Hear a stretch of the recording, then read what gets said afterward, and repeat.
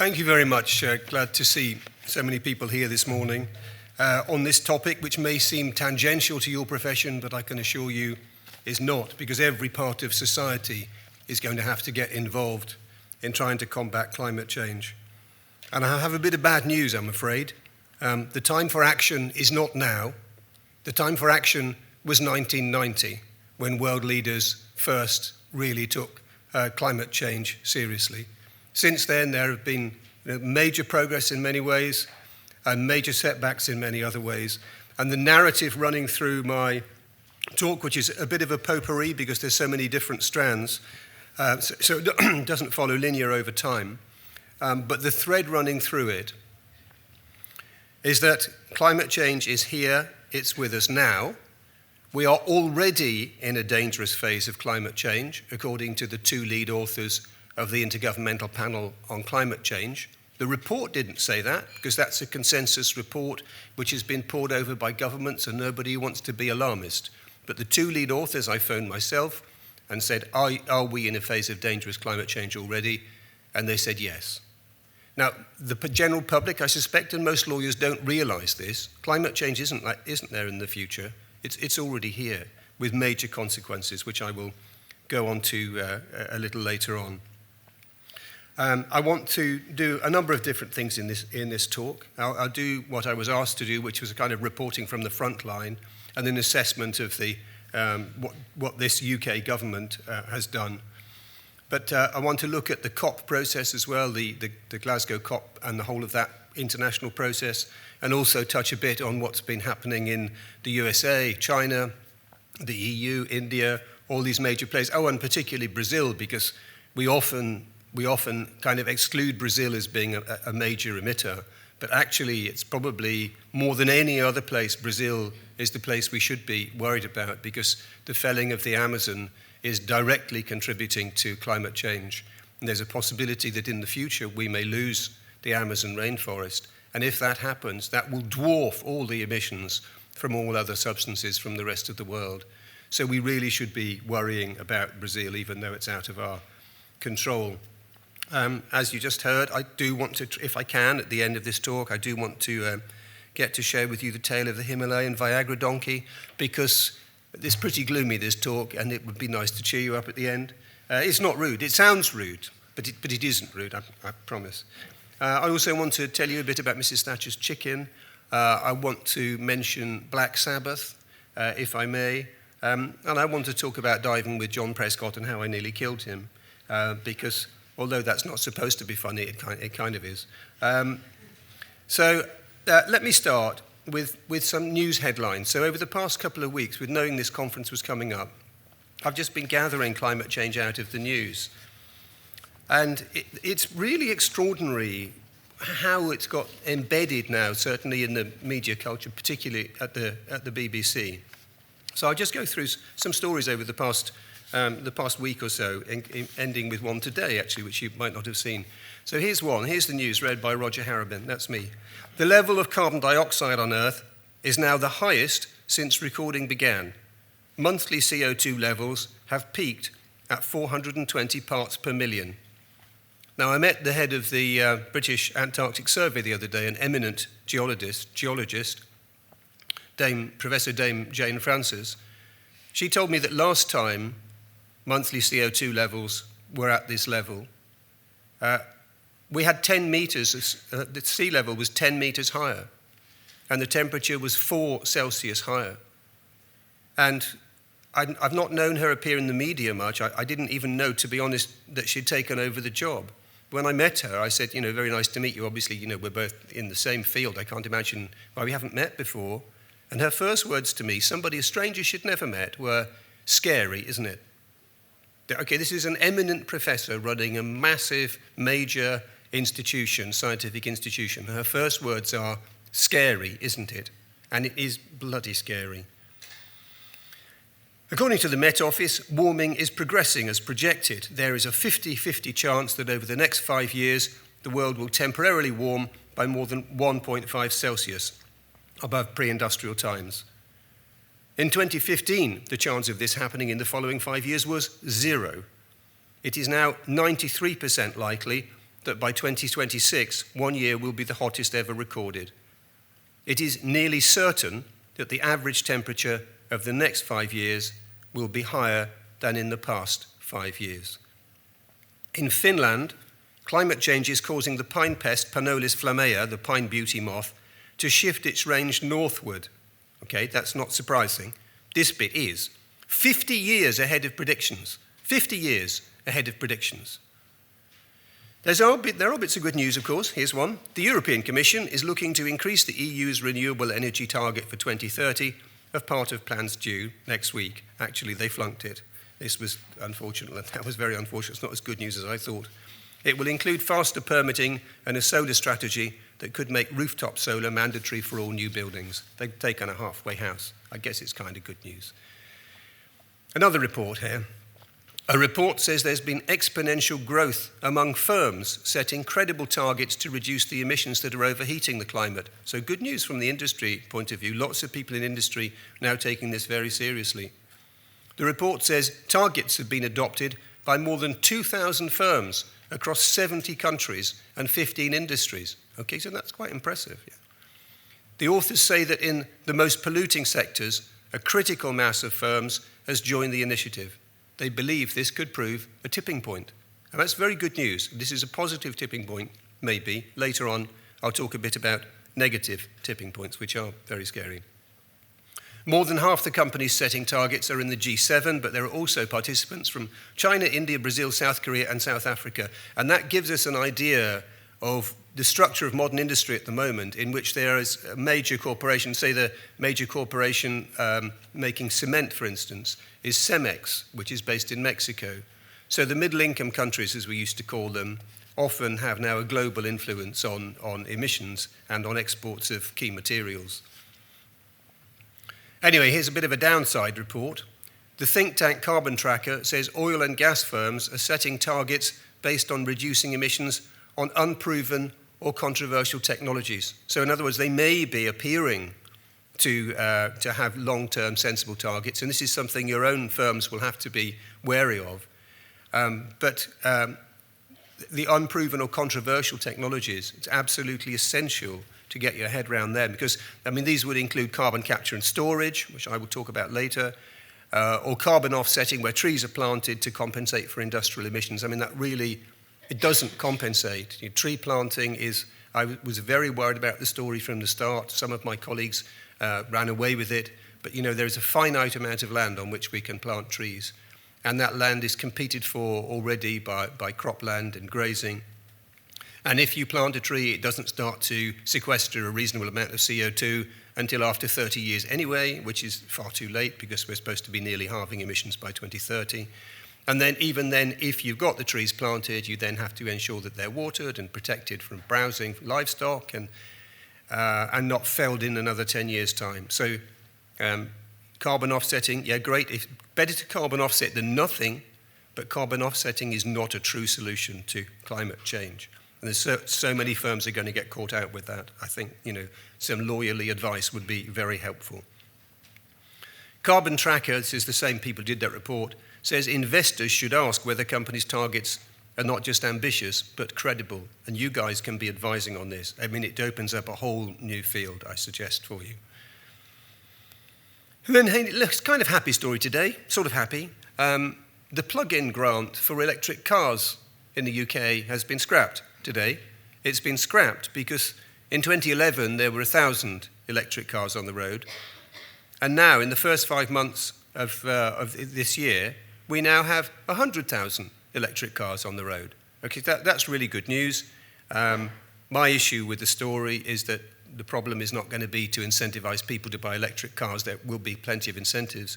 The issue will be how on earth you charge the damn things in city streets, and I suspect that we may have to overturn an entire new technology and go to a technology which involves companies which will swap out your battery. So you drive up to a garage, there's a firm like this in China already, you drive up to a garage and the electronic grab comes down, it's got electronic eyes on it, it pulls out your battery, puts it in a stack, takes a new battery, sticks it in, and you're on your way within a minute. And that has another secondary benefit of allowing all the energy that's stored in the batteries when they're charged to be used at peak periods when the grid needs balancing. But it's very difficult. Once one technology is underway, it's extremely difficult to change it. But anyway, look, I'm going to finish my little news summary with one thing which absolutely amazed me. I guess some of you will have been sharing in the platitudes, as I understand it's called. Quite extraordinary. No political stuff mentioned at all, no concern for any topic at all, except for climate change and the environment. So first the Queen mentions it, and I'm not even sure if I've ever heard her mention the environment before. It was all left to her husband. She congratulated her husband on his successes in the field.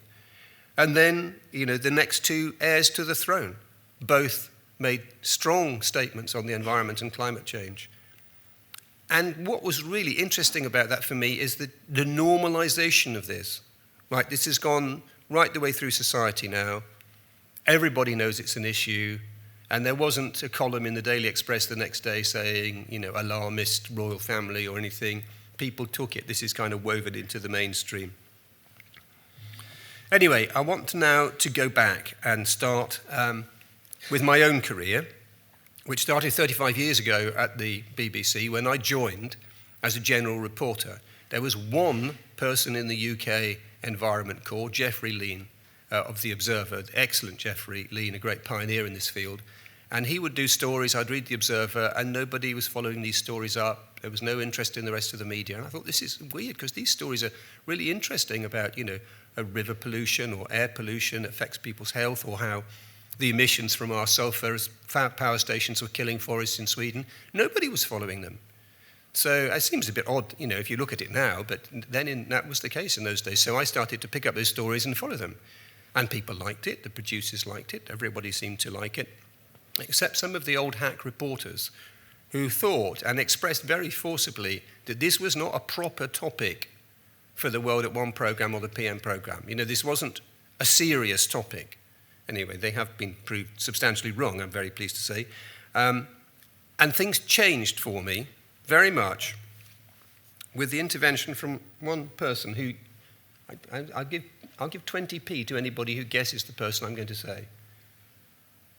That's me, and that's the person, okay? So, Mrs. Thatcher was a research chemist.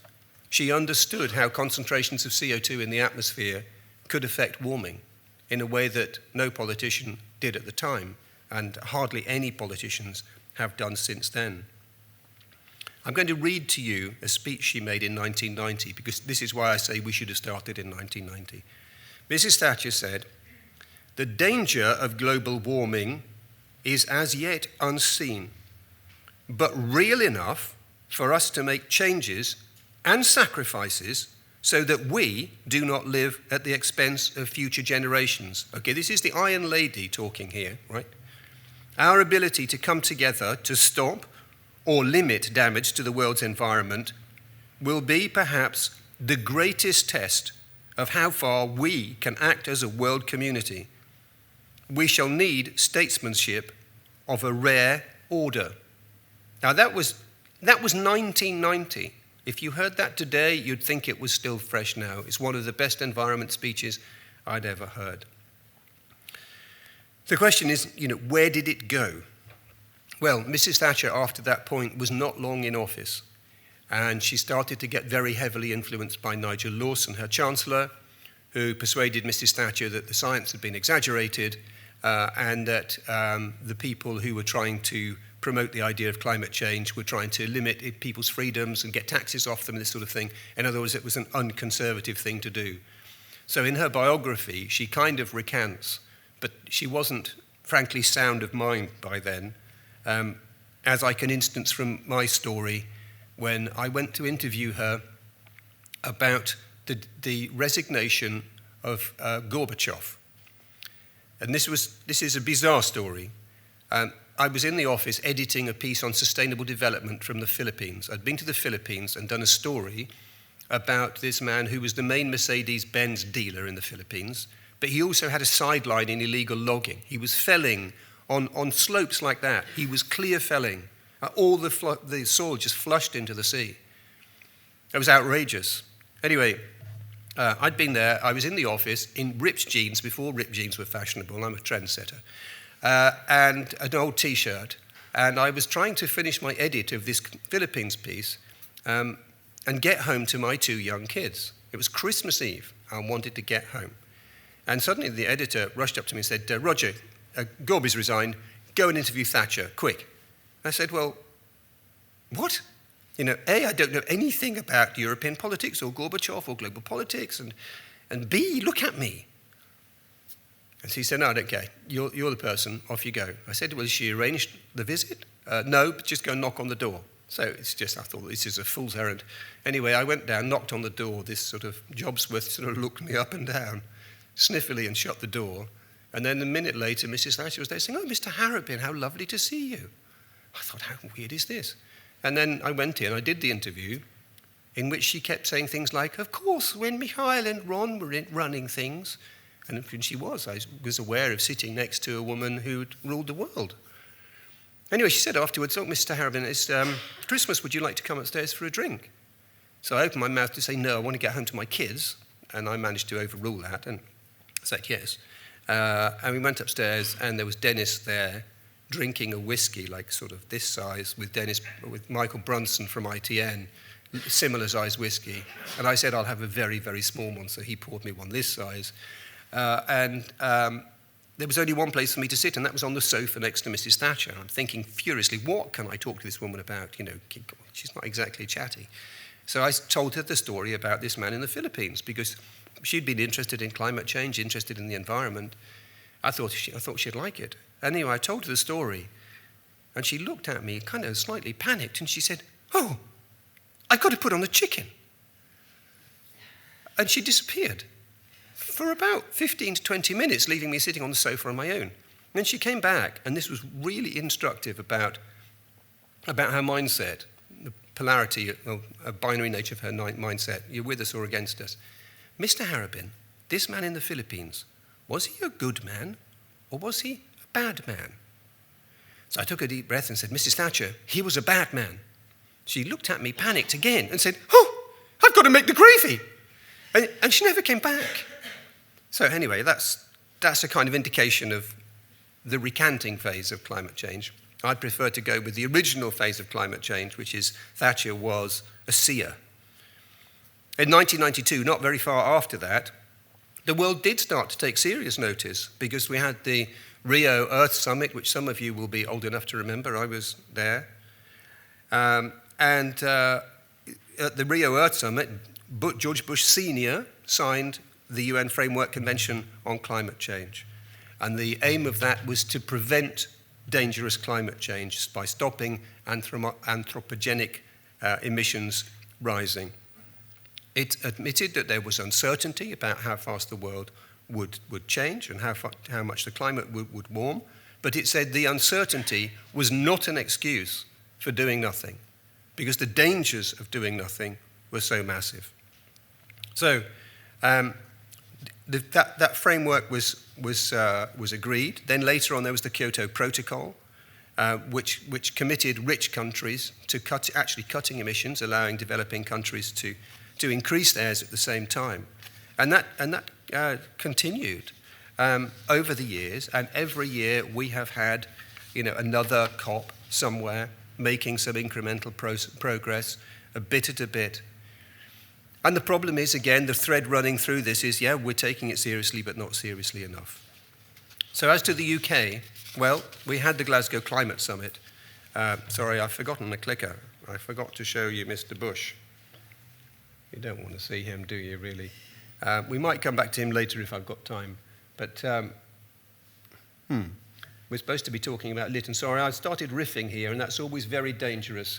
I'm going to talk to you, before I talk about the UK government, I'm going to talk to you about why I'm so very scared about what's happening now. Does anybody know? Put up your hand if you know about anything about Lytton. Okay, so Lytton, this is the single scariest act that I have seen in climate change, and makes me very worried for my children and my grandchildren. This was a fire in Lytton, which is inland from the Pacific coast in Canada. And normally, if you have a heat wave, it would break a record by maybe 0.1, 0.2% degrees, something like that. In Lytton, they had a heat wave which breached the record by 5 degrees. As I say, normally 0.1, 0.2. This is 5 degrees. I phoned up the Royal Society's head of climate change at the time, and he was virtually speechless at the end of the phone. I told him, and he was speechless at the end of the phone. Since then, other scientists have said, well, actually, this was at the kind of very end of the predicted range, and we had kind of predicted that it might happen, but it was a very low possibility. So, frankly, these scientists are extremely alarmed. After that, we've had, I mean, you know what we've had. There seemed to be one natural disaster after the other. I mean, Australia with having heat waves, floods, wildfires, all at the same time. Brazil with its heat waves. All over the place. India, you've heard about recently. Pakistan, South Africa. We've always have wild weather. Wild weather is normal, and records are always broken. But there are very, very serious breaches of records at the moment. So, on to Glasgow. Glasgow, you get a mention. There we go. On to Glasgow. So, massive conference. Huge expectations, failed on one major point. It didn't raise the $100 billion a year for climate finance like it should have done. Personally, I'm a bit heretical about this because it will be reached in the next couple of years, and I kind of think it doesn't matter from the emissions point of view or the cash point of view. What it does matter about is the trust that countries hold in each other. And as Mrs. Thatcher so presciently said, it will need unparalleled diplomatic cooperation. And that's hard if one side doesn't keep its promises. But there was a stack of good things that our government should be proud of in Glasgow, which a lot of them didn't get very much publicity at all. There was the cars thing with the electric car phase out. I mean, that's huge. That's so fast that's happened. It was a positive tipping point now, as electric cars go down in price. And there were other things under the Glasgow Pact. One called for a phase down of coal, but specific partnerships were suggested between South Africa and the UK, for instance, to transfer technology and to help with money. There were other agreements on trees and on buildings to make buildings more energy efficient and to make sure that it can be properly ventilated at times of heat waves. I suggest actually this is going to be one area of coming concern for you guys. We have built, in our attempt to ensure that buildings don't leak heat in the winter, we've made window sizes smaller, and that often is meaning now that in heat waves, people can't get a through draft to cool their home. So, this is a really serious problem, and I suspect a growing one, because the only solution to it is either to knock the houses about or fit some mechanical ventilation of some sort, or to just get air conditioning. And if you just get air conditioning, that increases the emissions from whatever's coming out from your power stations. So that's a serious problem. And I think the UK government deserves some credit for that. And they did insert, and again, I'm heretical here, my colleagues were appalled at Glasgow that the conference agreed to a phase down of coal.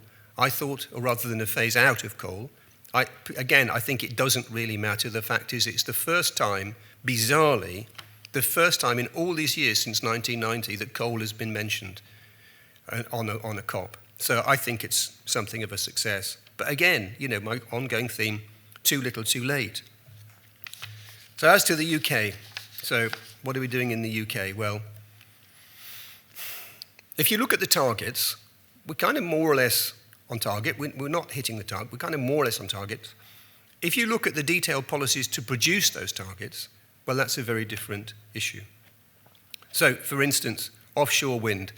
Boris Johnson wants to increase capacity from 10 gigawatts of offshore wind to 50 gigawatts by 2030. I don't know anybody who thinks that is going to happen. I'd like it to happen. I'm sure he would like it to happen. But there's no mechanism to make it happen, and there is a limit to how far technology can go. I mean, this is a really serious issue, the availability of renewable energy. How fast can it go? It all needs materials, it needs manufacture, it needs installation. We just can't run fast enough. Nuclear, so I'm sorry, I didn't mean to laugh. I got in very big trouble with the Prime Minister's press spokesman for laughing about the government's nuclear proposals, not because I'm anti-nuclear, but because in my view it is just fanciful to suggest that they're going to build 8 nuclear power stations. They haven't even promised a way of financing one. It's just like, you'd click my fingers and some magic is going to happen and some nuclear power station is going to get built. Well, no. We won't want the Chinese building them. EDF are in a state of constant meltdown. And then, other players, well, anyway, look, let's not waste too much time on nuclear. My view is it's not really going to happen. Oil and gas. Well, the government has reopened bidding for licenses in the North Sea. I feel very mixed about this. I can really see the government's point of view, which is that it actually creates fewer emissions if we get our own oil and gas than if we compress the gas and import it from Qatar or wherever else it might be, or the USA after fracking.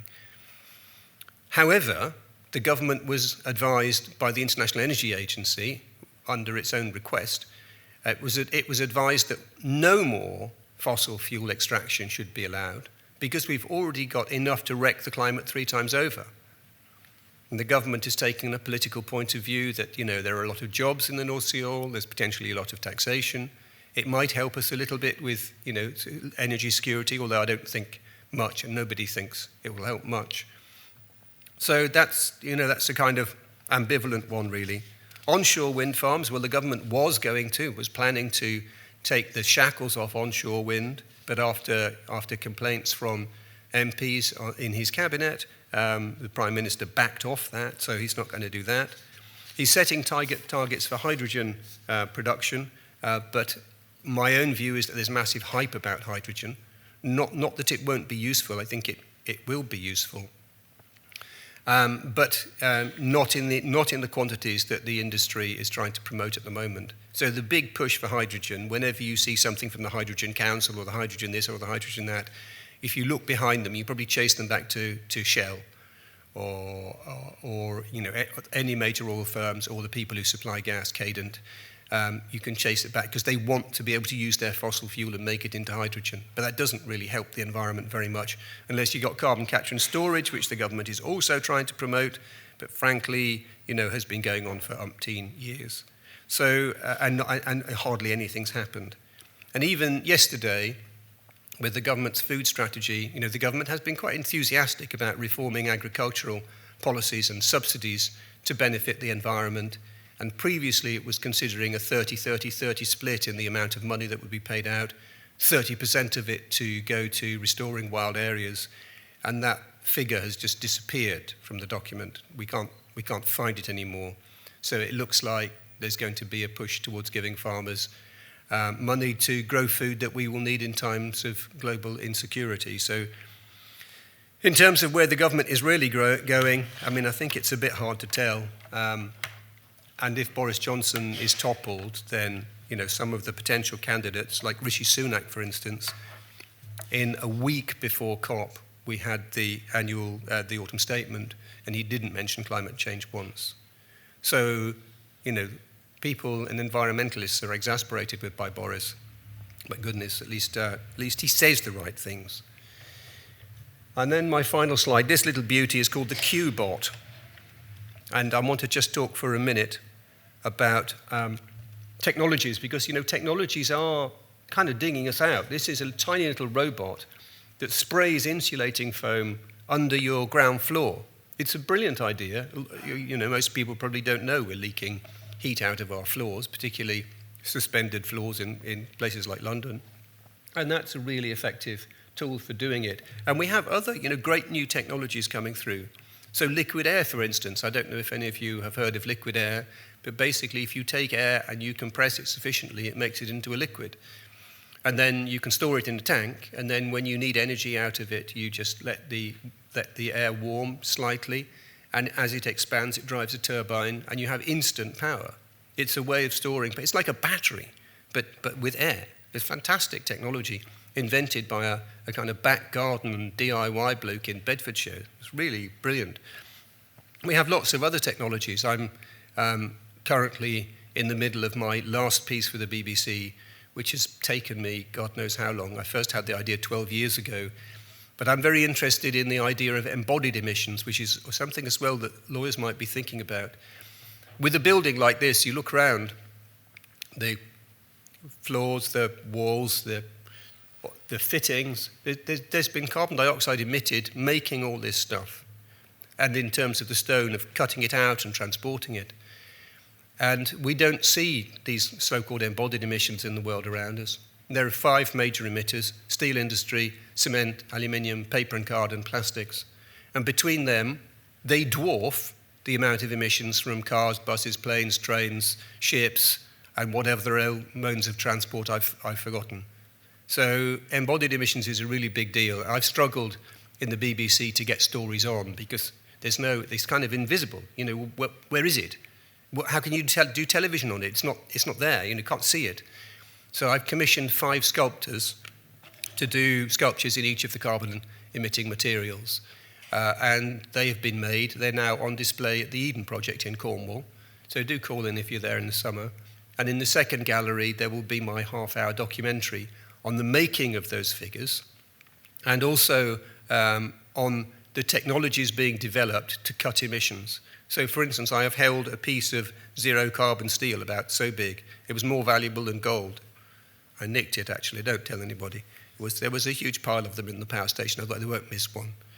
I am going to see next week the world's first zero-carbon cement. It's only the size of a domino, but it's there. I have eaten, for the camera, some of the raw material for a plastic bottle, because they now can make bioplastic bottles, PET equivalents, out of corn. We have seen a fantastic project, which I'm going to do for the 6 o'clock news and breakfast news, because it's really good popular television, in which you can take a sheet of paper with type on it and feed it into this machine, and you can watch the ink disappear in front of your eyes. It's like a magic trick.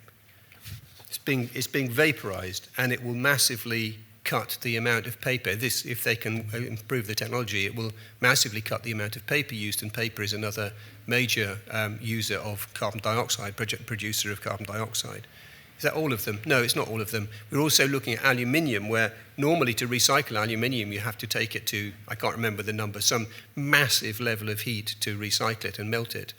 These guys in Germany are looking to a technology 100 years old, which has just been sitting on the shelf, in which you warm the aluminium to make it a bit softer, and then you put it into an extruder, a bit like an icing bag, and you squeeze out a roll of aluminium from the end. So there's fantastic technologies coming through. But the problem is not fast enough, and they all rely, as I said before, they all rely on renewable energy. And we cannot make renewable energy fast enough. And, unless you're in a country like China, you can't build nuclear power stations fast enough either. So the world is facing a massive, massive challenge. We are already in dangerous climate change with 1.2 degrees Celsius.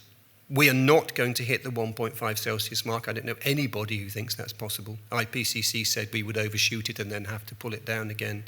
At the moment, with current policies, we're heading for between 3 and 4 degrees. I mean, I really, really do not want to be in this place. And none of you should want to be in it either. It has massive implications for us all. And the only question is, how fast it's going to come on us.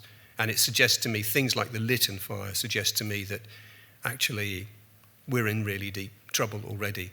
That doesn't mean that it's not worth fighting for every fraction of a degree. It really, really, really is. Things are bad. In my view, and other people's view, some other people's view, they're going to get a lot worse. But we can make things less bad. And I would argue we should be doing that for our children and the next generation. Anyway, keep happy.